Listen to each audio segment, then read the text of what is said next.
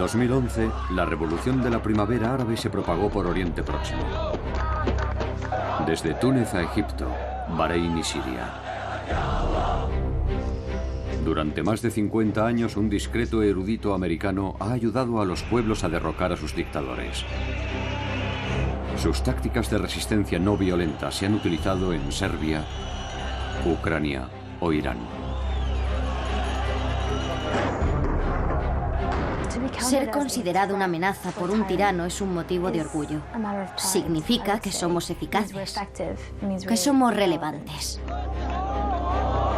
Esta es una historia sobre el poder de la gente para cambiar el mundo y sobre el hombre que está detrás de todo ello. Las tácticas de Gene Sharp se están poniendo en práctica en las calles de Siria ahora mismo mientras hablamos.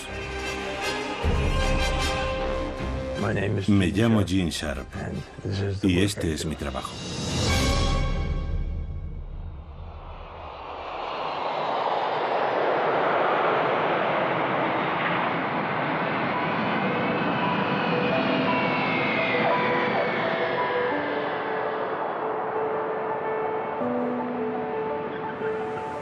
¿Cómo describiría su trabajo? Describir mi trabajo siempre ha sido un problema. Principalmente intento comprender la naturaleza y el potencial de las formas de lucha no violentas para socavar dictaduras. Esta es una técnica de combate. Es un sustituto de la guerra y de cualquier otro tipo de violencia. Su manual para la revolución, de la dictadura a la democracia, ha traspasado clandestinamente fronteras y ha sido descargado cientos de miles de veces. No sabemos muy bien cómo, pero sin duda lo ha hecho. Ha sido traducido a unos 30 idiomas y ha sido divulgado en todos los continentes excepto la Antártida. Sus marcas distintivas pueden verse en revoluciones en todo el mundo.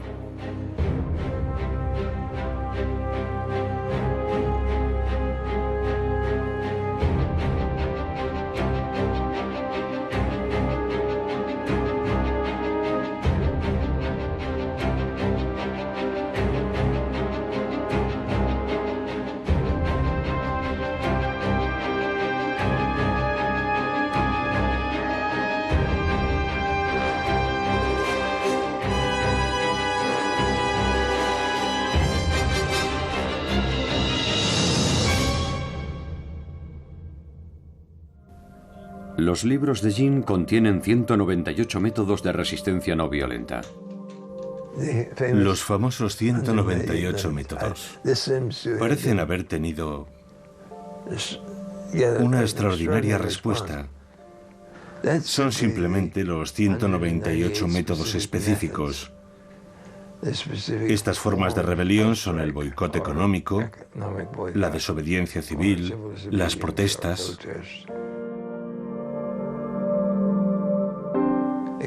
Son la contrapartida a los diferentes tipos de armas y bombas militares, a la lucha militar.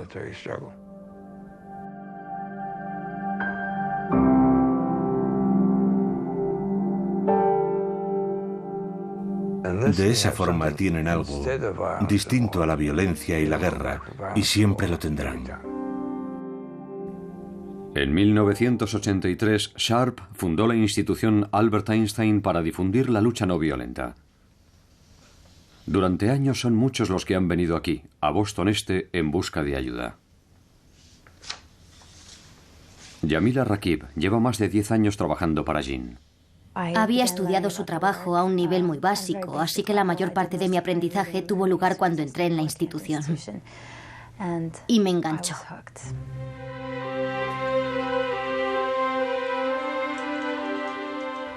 Yo no fui educado para hacer esto. Yo tenía una formación religiosa que me llevó a querer transformar este mundo en un lugar mejor y en mejores condiciones que cuando lo encontré. Y cómo hacerlo fue siempre un problema.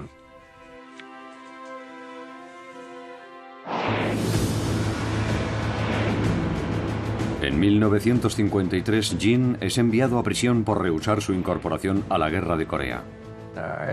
Me condenaron a 2 años, de los que cumplí 9 meses y 10 días.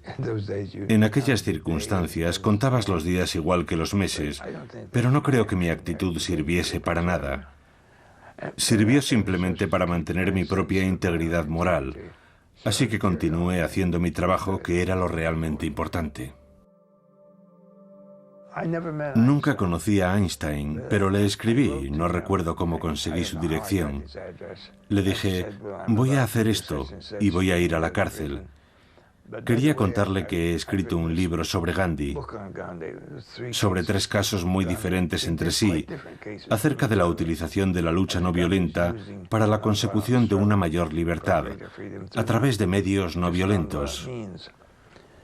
Y me contestó diciéndome que tenía muchas esperanzas, aunque también muchas dudas, y que le habría gustado tomar la misma decisión que había tomado yo,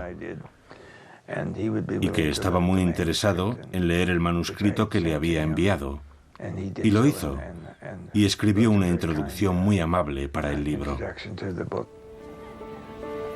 Mientras estudiaba en Oxford, Jean tuvo su momento eureka, un nuevo análisis sobre el poder de la gente para derrocar a un tirano. Si puedes identificar las fuentes del poder de un gobierno, como la legitimidad, el apoyo popular, el apoyo institucional, entonces sabrás de qué depende la existencia de esa dictadura. Y puesto que todas esas fuentes de poder dependen de la buena voluntad, la cooperación y la obediencia de la gente y las instituciones, tu trabajo es bastante sencillo.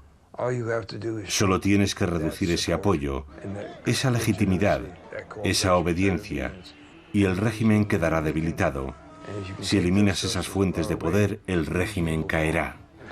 ¿Y cómo se sintió En el momento eureka? Sí. Sentí un gran alivio, porque aquello fue lo que convirtió todo en realidad.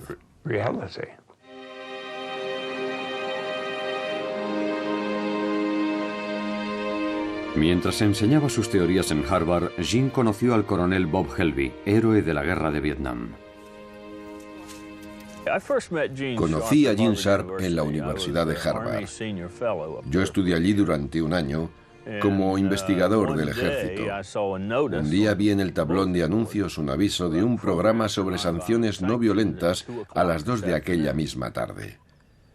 No tenía nada que hacer, así que fui a ver quiénes eran aquellos amantes de la paz y a confirmar mi noción preconcebida de que probablemente llevarían anillos en la nariz y en las orejas y de que su aspecto sería sucio.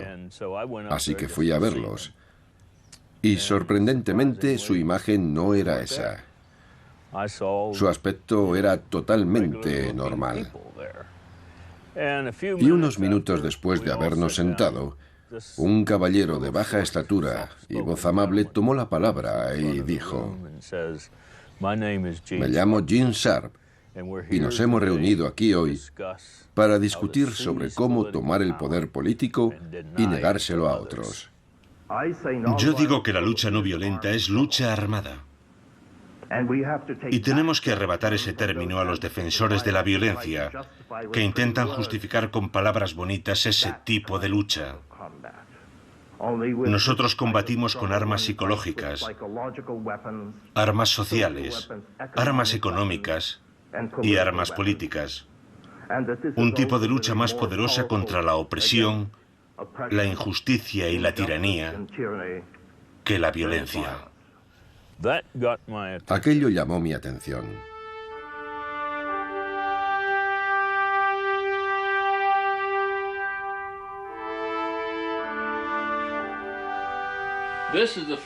Esa es la bandera del 5º Batallón del 79 de Caballería de los Estados Unidos. El 7º de Caballería, como todos sabéis, era el regimiento del general Custer, que luchó y murió en la batalla de Little Big Horn. Este soy yo en mi juventud. Tenía mucho más pelo. Y este es el diploma de la Cruz por Servicio Distinguido que obtuve en Vietnam.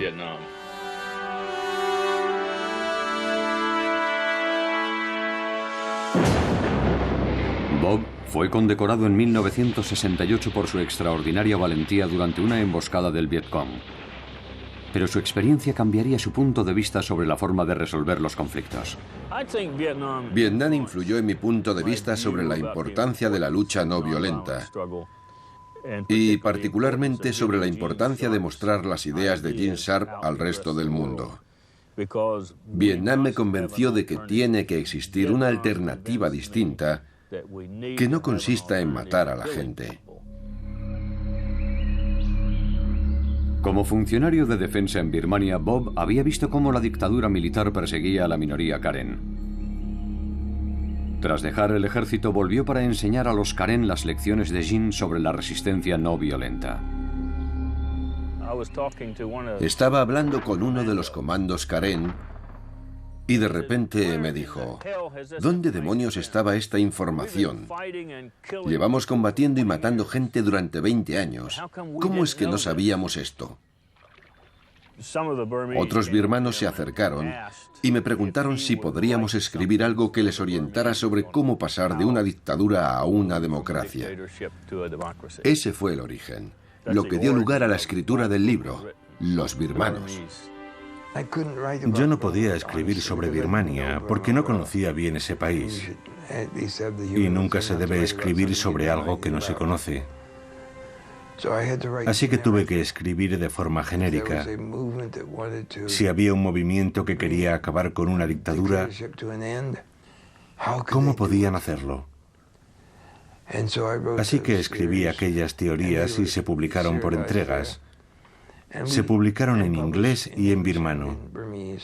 Y pensé que ahí quedaría todo. Las manifestaciones en la plaza de Tiananmen en 1989 hicieron comprender a Gene la importancia de la planificación y la estrategia.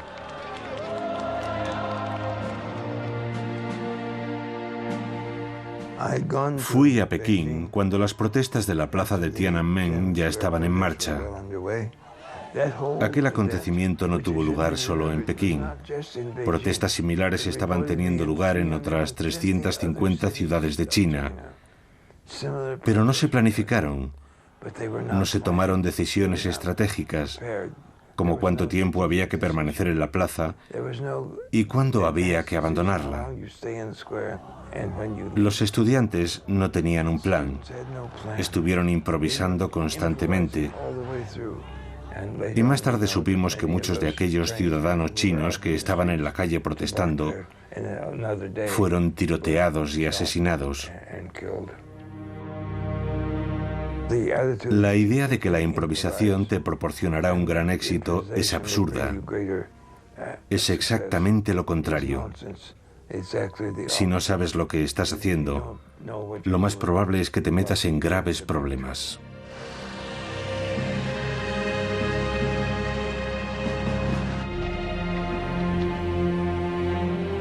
En Serbia, el gobierno de Slobodan Milosevic cometió durante años crímenes de lesa humanidad y ejerció una brutal represión interna. Aquello alimentó la creación de nuevos grupos democráticos que lucharon para eliminarlo. Fui a Budapest a petición del Instituto Nacional Republicano, que estaba prestando apoyo al movimiento de oposición serbio. Y una parte en particular de ese movimiento de oposición era Otpor, que en serbio significa resistencia. Como coronel retirado, tiene un enfoque muy militar. Su forma de hablar produjo una extraña impresión a aquel grupo de líderes estudiantiles. Hablamos durante un rato y dije: aquí falta algo. No hemos hablado sobre quién es el líder de esta organización. ¿Quién es el líder? Y uno de ellos me contestó: no tenemos líder. Y yo dije: un momento, chicos, yo no me he caído de un árbol mientras venía hacia aquí. Alguien tiene que estar dirigiendo una organización que ha movilizado a toda la sociedad serbia. Así que estuvimos alrededor de una hora tratando de engañarle acerca de algunas cuestiones. Y era porque no nos sentíamos muy cómodos dando detalles sobre nuestra organización a un extranjero. Y entonces me explicaron por qué no parecía haber un líder definido. Lo hacían para ocultárselo al gobierno. El gobierno no sabía quién estaba al mando.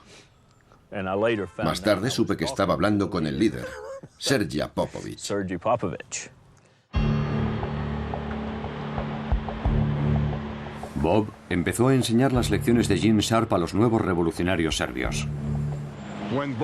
Cuando Bob Helby nos dio La política de la acción no violenta de Gene Sharp, me quedé maravillado y un poco avergonzado por no conocer un libro así, a pesar de que había una traducción al serbio de la dictadura a la democracia que tampoco había leído. Y ver escrito detalladamente en un libro cómo opera el poder, cómo funcionan sus pilares de apoyo y todas esas cosas que habíamos aprendido a base de golpes, fue realmente increíble. Una de las primeras tareas fue crear un símbolo de la resistencia que unificara a la gente. Es obvio que somos mayoría. Si pudiéramos reconocer a todos aquellos que están contra Milosevic, por ejemplo, saludándonos con el puño, podríamos acabar con él en unos cuantos años.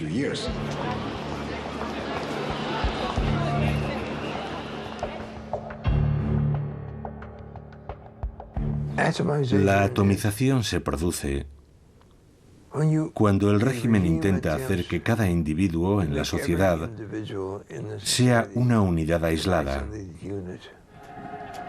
Es una de las principales formas de control de estos sistemas, hacer que la población, que la gente, se tenga miedo, que tenga miedo a hablar, a actuar en grupo, que nunca le digan a un vecino, o incluso a veces a un miembro de su familia, lo que piensan realmente. Al ver el ejemplo de demostración de valentía por parte de otras personas, pasamos a ser nosotros. Y nosotros podemos hacer cosas que yo solo no podría.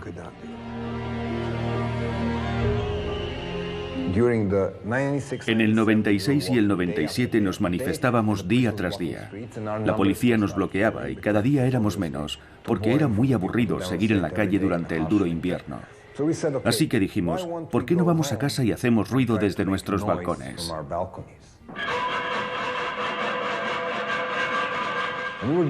Lo hacíamos entre las 7:30 y las 8 de la tarde como respuesta al informativo de la televisión estatal. Nosotros no vemos vuestra basura, actuamos a nuestra manera.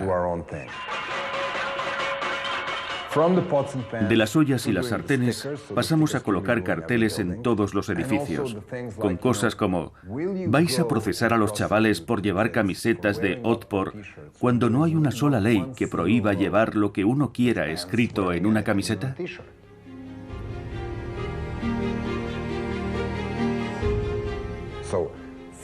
Así que los policías que entraban en los institutos y detenían a estudiantes solamente por llevar la camiseta, luego iban a casa y hablaban con su mujer, cuya amiga se estaba quejando porque su hijo había sido detenido.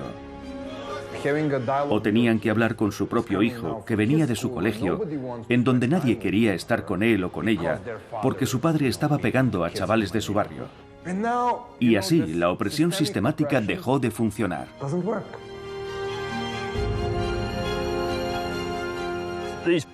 Estos pilares sostienen al gobierno, igual que mis dedos sostienen este libro.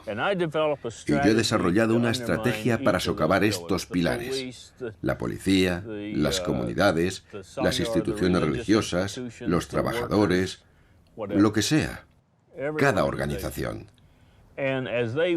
Y a medida que se van debilitando y empiezan a derrumbarse, el gobierno se derrumbará cuando los pilares estén rotos. Lo ideal es que esos pilares no queden destruidos, sino que sean traspasados al movimiento democrático. Tienes que fagocitar esos pilares, y eso es lo que la resistencia serbia ha hecho. Decirle a la policía que todos somos víctimas del mismo sistema. No tiene sentido librar una guerra entre víctimas y víctimas, aunque unas lleven uniformes azules y las otras pantalones vaqueros. No debemos luchar entre nosotros. Y esa táctica funcionó en Georgia, en Ucrania y en muchos otros lugares del mundo. Eso es lo que hay que hacer, fagocitar esos pilares, no lanzar piedras a la policía.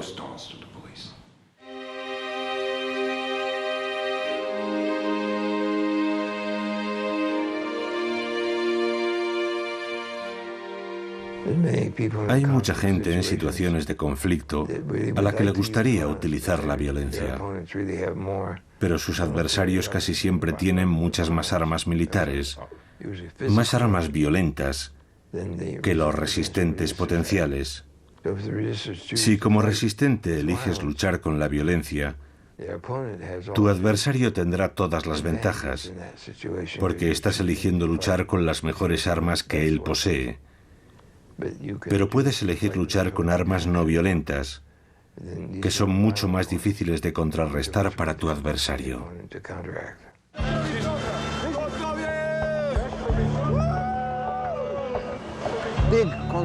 Las grandes concentraciones son muy difíciles de controlar. Puedes tener a 20.000 manifestantes pacíficos, pero si hay un idiota rompiendo ventanas, centrará la atención de todos los informativos, y eso puede socavar todo el movimiento.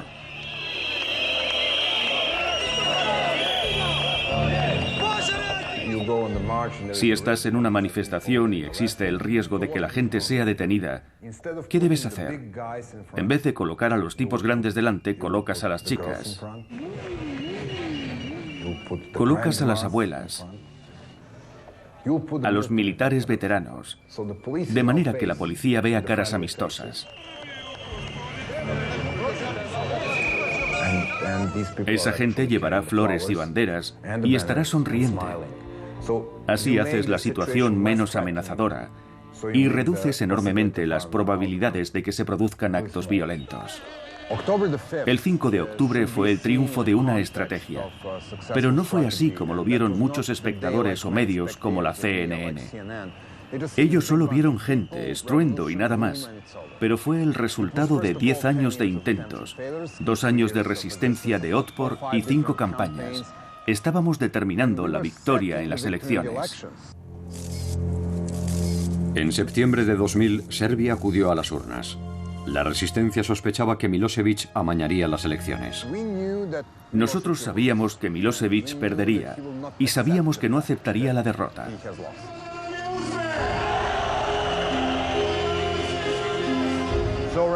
A eso de las 3 de la tarde había 300.000 personas gritando en la plaza y de una forma no violenta tomaron este edificio.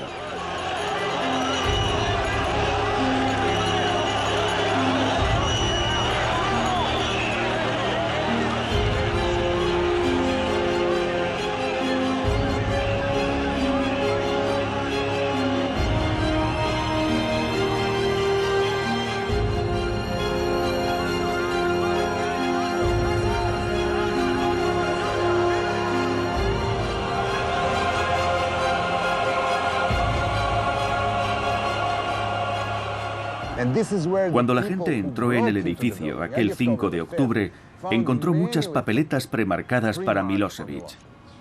Era allí donde se estaba llevando a cabo la trampa, en la segunda planta del edificio.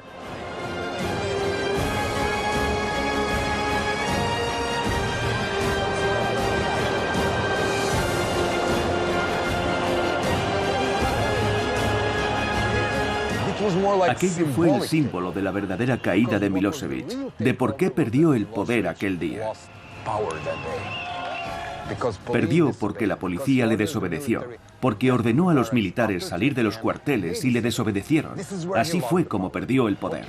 Lo que se ve en televisión, la toma física del edificio, es el símbolo de Milosevic perdiendo su autoridad aquel día.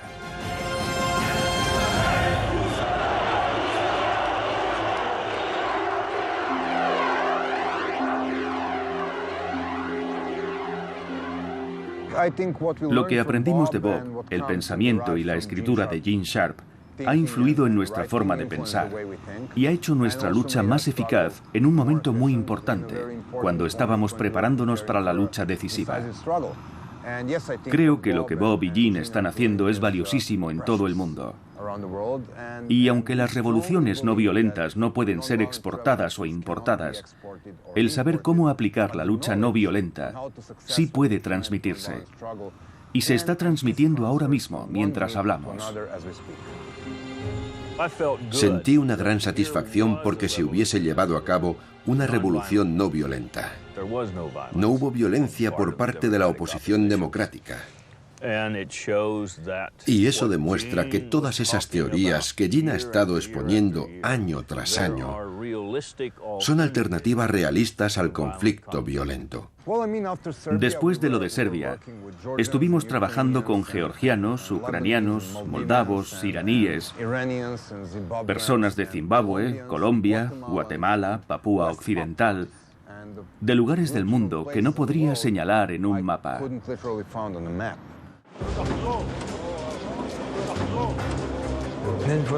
De Serbia, las noticias llegaron a Georgia, que estaba bajo un régimen muy represor, y luego a Ucrania, que también tenía problemas, también llegaron hasta allí, y luego a una serie de países situados en la franja sur de la antigua Unión Soviética.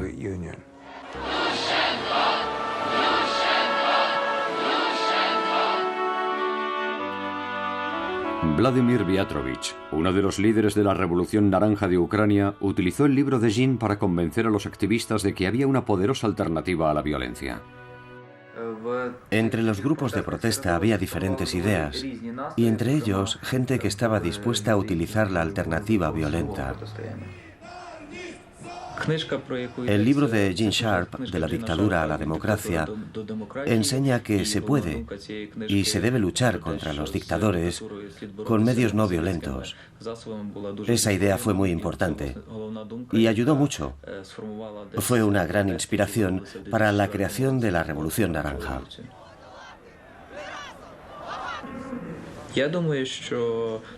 El libro de Gene Sharp aquí era conocido solamente por unas 10.000 personas, pero sus ideas eran utilizadas por cientos de miles que no sabían que aquellas ideas eran de Sharp.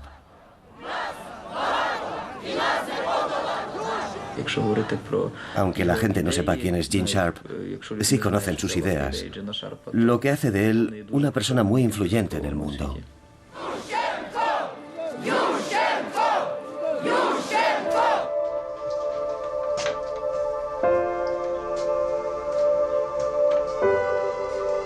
En el último piso de la casa de Jean está su refugio, su invernadero de orquídeas. Requieren bastante trabajo.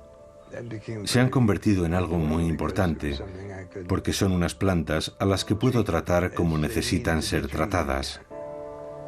No hay que esperar milagros, pero si no tratas a una orquídea como se merece, o a cualquier otra cosa en la vida, no proliferará.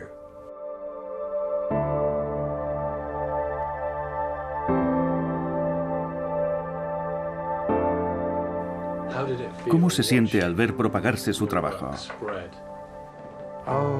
Su propagación ha sido notable. Siempre pienso,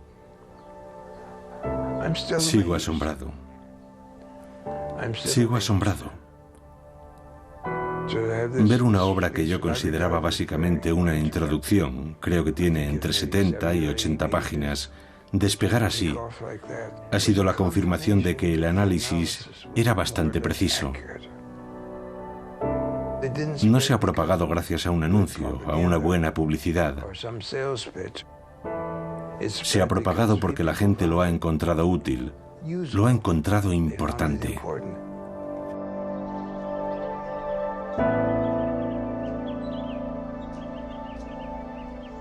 Los libros, la literatura, están ahí. En Internet, en las casas de la gente, en los discos duros, a un nivel global que no puede detenerse, que ya nada podrá detener.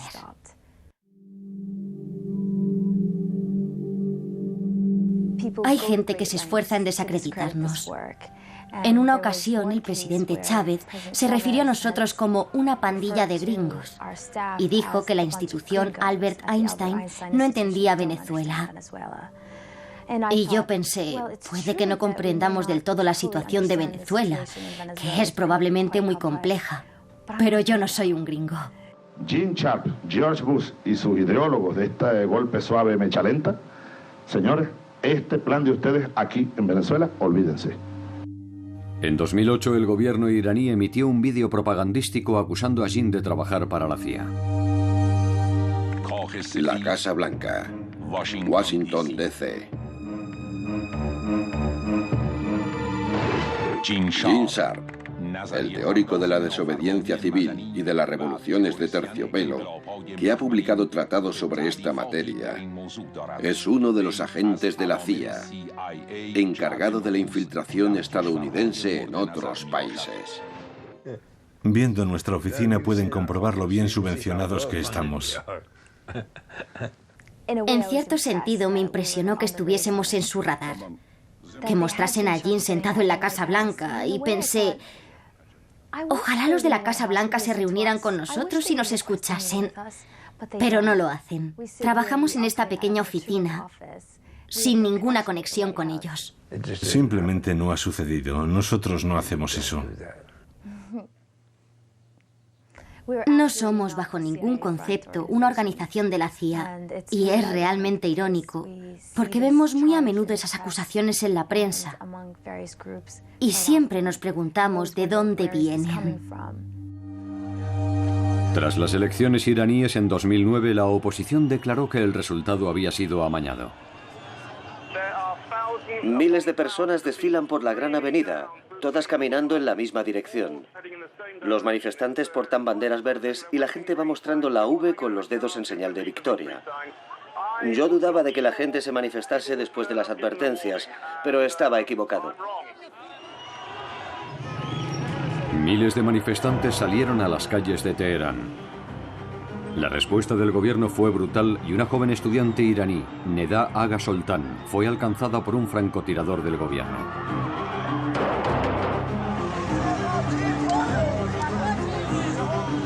Su imagen se convirtió en la llamada a la movilización.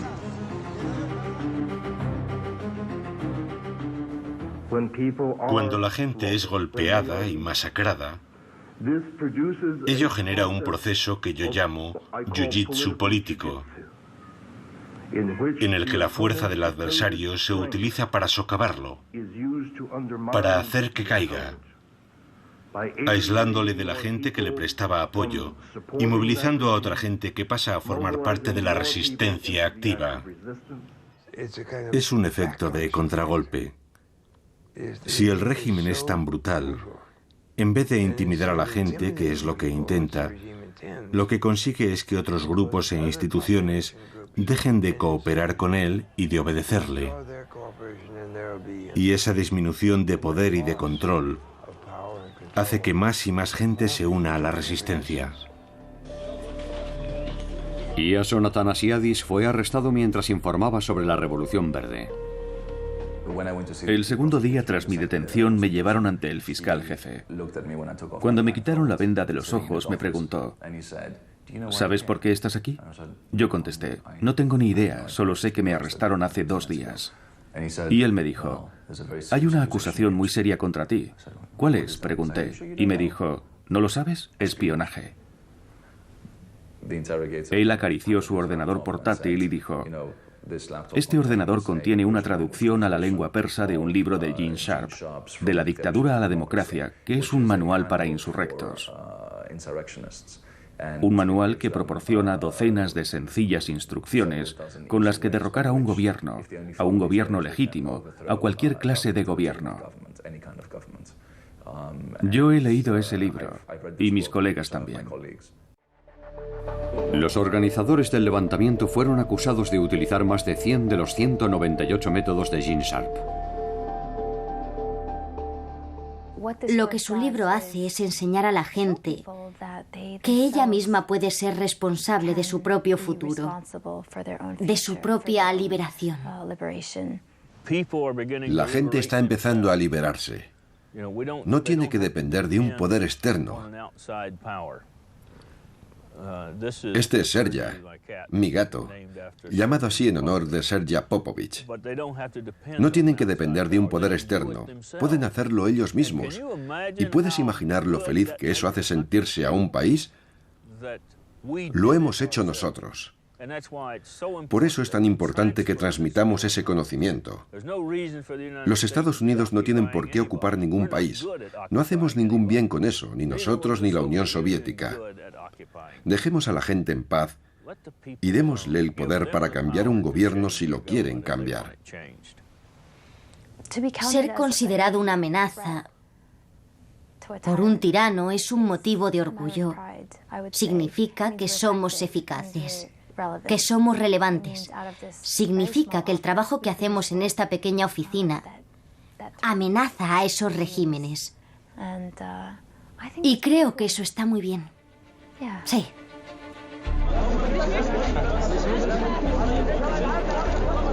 Este fue el principio de la revolución egipcia. El levantamiento fue espontáneo, pero los grupos democráticos egipcios llevaban años trabajando en la estrategia.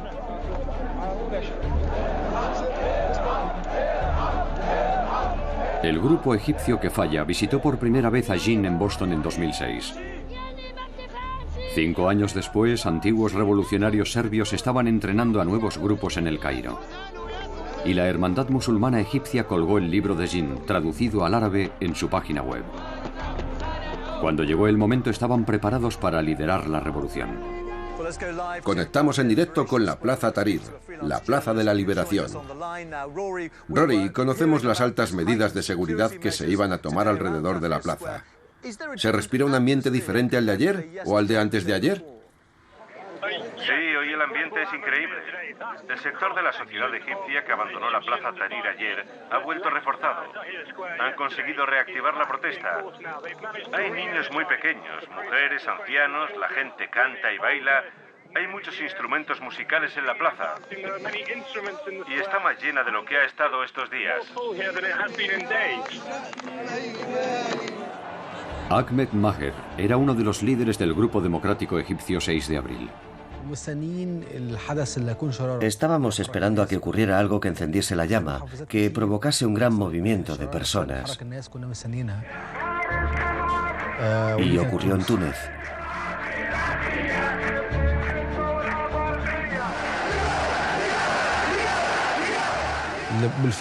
Siempre ha habido rivalidad entre Egipto y Túnez en el fútbol. Así que nos preguntamos, ¿y si nosotros hubiéramos empezado todo esto antes que Túnez? ¿Por qué ha empezado Túnez la revolución antes que nosotros? Todo el mundo escribía en Internet. La respuesta es Túnez.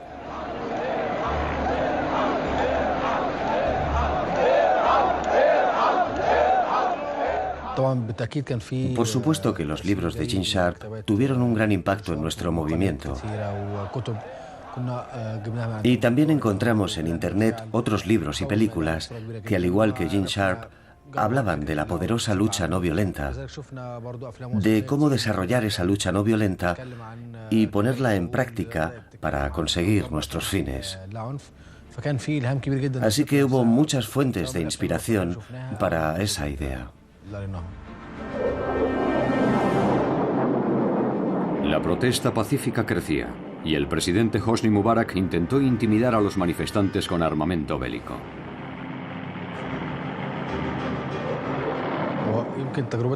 Nuestra situación era distinta a la de la resistencia serbia, que antes de su revolución se había ganado a la policía y al ejército. Nuestro caso era muy diferente. Estábamos librando una gran batalla contra la policía, mientras que el ejército se mantuvo al margen durante todo el tiempo. Así que nuestra experiencia fue muy diferente a la serbia. Incluso después de violentos choques con la policía, los líderes revolucionarios restablecieron la disciplina no violenta. Los manifestantes se enfrentaron a ataques brutales de la policía, pero se mantuvieron en su sitio.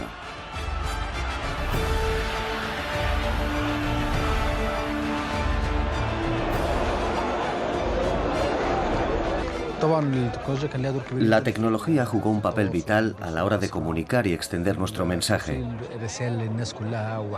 Jugó un papel fundamental en nuestra estructura interna. Gracias a ella pudimos contactar con la gente que vive en las provincias, a muchos kilómetros de distancia. Pudimos mantener reuniones a través de un grupo secreto en una página de Facebook. Y también utilizamos Skype para estar en contacto continuo y planear nuestra estrategia. Todos estos avances tecnológicos ayudaron mucho a la divulgación de nuestras ideas.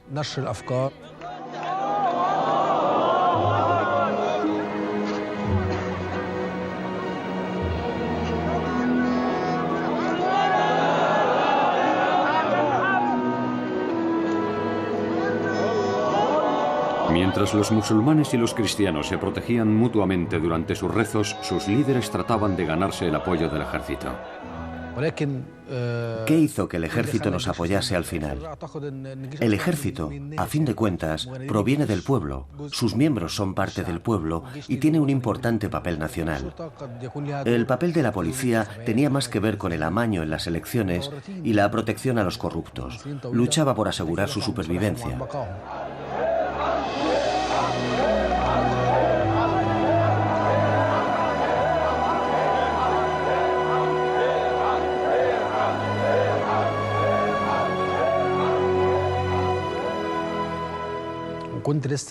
Mientras regresaba a la Plaza Tahrir, pasé por delante de una cafetería que tenía la televisión encendida con el volumen muy alto y estaban transmitiendo el discurso en directo. En nombre de Dios misericordioso y compasivo, conciudadanos, teniendo en cuenta las difíciles circunstancias por las que atraviesa nuestro país, el presidente Hosni Mubarak ha decidido renunciar a su cargo como presidente de la República.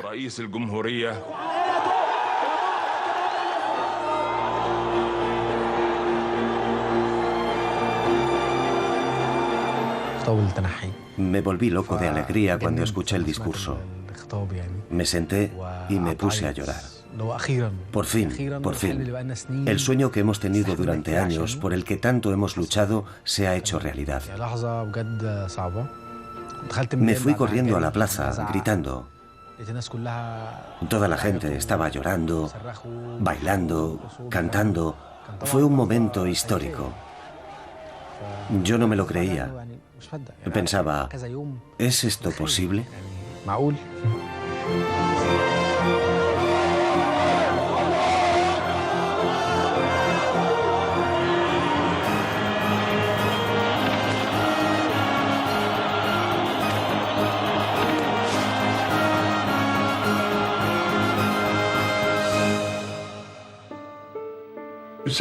Alguien sabía muy bien lo que estaba haciendo. Y no necesitamos que nadie nos atribuya o me atribuya el mérito si no es merecido o no está documentado.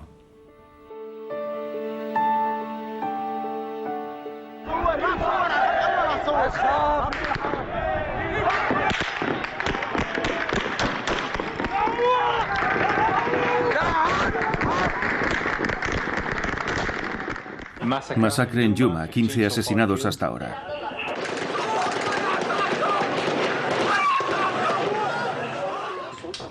Osama Monayed es experto en comunicaciones y uno de los líderes del levantamiento sirio. Esto es un vídeo de un chico al que disparan.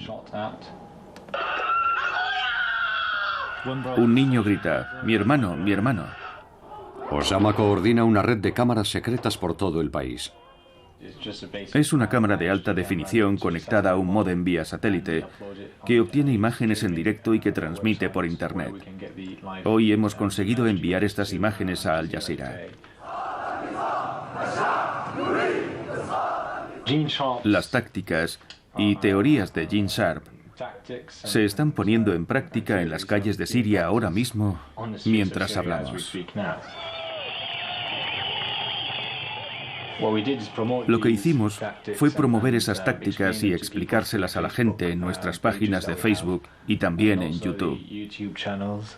Así es como se aplican, poniendo flores en los puntos donde han caído los héroes, mostrando ilustraciones de la campaña de grafitis durante las manifestaciones. También limpiando las calles y dejándolas más bonitas para demostrar que podemos hacer las cosas mejor que el régimen en lo que se refiere a servicios. De la dictadura a la democracia te da la inspiración, la seguridad de que esto puede conseguirse, de que puede suceder realmente. En el verano de 2011, tras un ataque brutal del ejército sirio, Osama viajó a Boston para reunirse con Gene. ¿Cuándo estuviste aquí por última vez? No recuerdo exactamente. ¿Fue en 2007 o en 2006? Sí, hace años. Cuando solo había unas cuantas personas que creían en un escenario de resistencia no violenta en Siria. cuando solo unos pocos creían que esto podía suceder realmente en un país como Siria. Muy bien. Todo listo.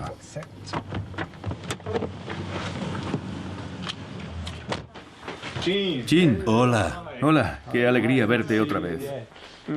Qué alegría. Me alegro de verte. Yo también. ¿Cómo estás? Vamos tirando. Es fantástico que hayas encontrado un hueco para venir a saludarme. El placer es mío. Y te puedo asegurar que hay muchas cosas de las que hablar. Este es un nuevo territorio para nosotros. Sí, sí. Nunca hemos estado allí en persona y los casos que hemos estudiado no coinciden exactamente. Es un hombre tan humilde y tan sensato. Y hablando con él te das cuenta de lo increíble que resulta que todos estos extraordinarios escritos provengan de esa pequeña oficina en el viejo Boston. Es realmente interesante. Tal vez hay una cosa que se ha aprendido, entre comillas, de Túnez y Egipto, y que yo considero un error, un grave error, y es que el gobernante existente tenga que dimitir. No tiene que dimitir. Si le quitas todos los apoyos que lo sostienen, caerá, independientemente de lo que él quiera hacer.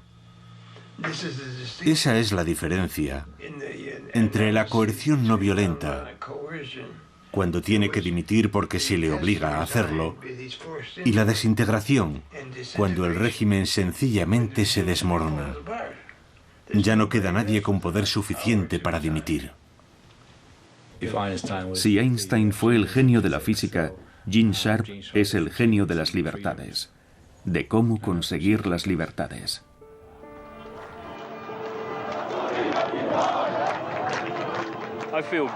Me siento satisfecho al saber que estamos propagando el mensaje. Y si los pueblos siguen el consejo de Gene en cuanto a librar una lucha no violenta, tarde o temprano ganarán. La ventaja que tenemos utilizando este tipo de lucha, el pueblo contra el tirano, es que mientras no nos rindamos, nunca seremos derrotados. Y esa es la clave. Mientras no te rindas, no estás derrotado. Yo creo que con el paso del tiempo, Gene Sharp será un nombre emblemático. Creo que sus libros estarán en todas las bibliotecas del mundo y serán traducidos a la mayoría de los idiomas. ¿Podrá esta institución sobrevivir hasta entonces? Sin duda. Esperamos que sí. La acción no violenta políticamente significativa ha tenido lugar en al menos los siguientes países: Guatemala, Australia, Tailandia, Birmania, China, Japón, Georgia, Irán, Kurdistán, Rusia, Serbia, Ucrania, Venezuela, Vietnam, Zimbabue y seguramente haya alguno más.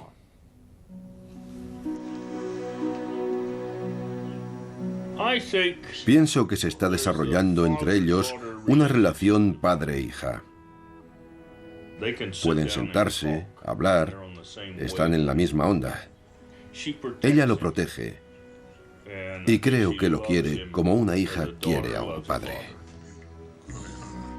Gene Sharp es, por supuesto, mi mentor personal, pero creo que ha representado ese papel para multitud de seres humanos. Es una persona que ha dedicado su vida a proporcionar los medios para que la gente oprimida pueda alcanzar la libertad de forma autosuficiente.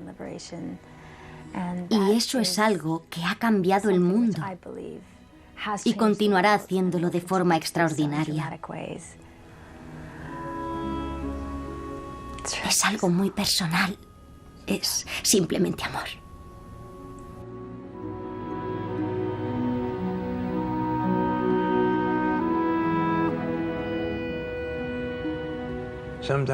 A veces la gente me pregunta qué es lo que quiero realmente. ¿Tengo un sueño? Claro que lo tengo. Sueño con que la gente oprimida del mundo sea capaz de aprender de los datos disponibles y de las nuevas experiencias. Sueño con que este tipo de lucha no violenta se pueda utilizar para la liberación de toda opresión y para sustituir a los conflictos militares y violentos, de forma que ya no tengamos que librar batallas contra el terrorismo, porque las personas que podrían haberse convertido en terroristas han elegido utilizar este tipo de lucha para ayudar a la gente oprimida y cambiar así sistemas políticos en todo el mundo. Me llamo Gene Sharp y este es mi sueño.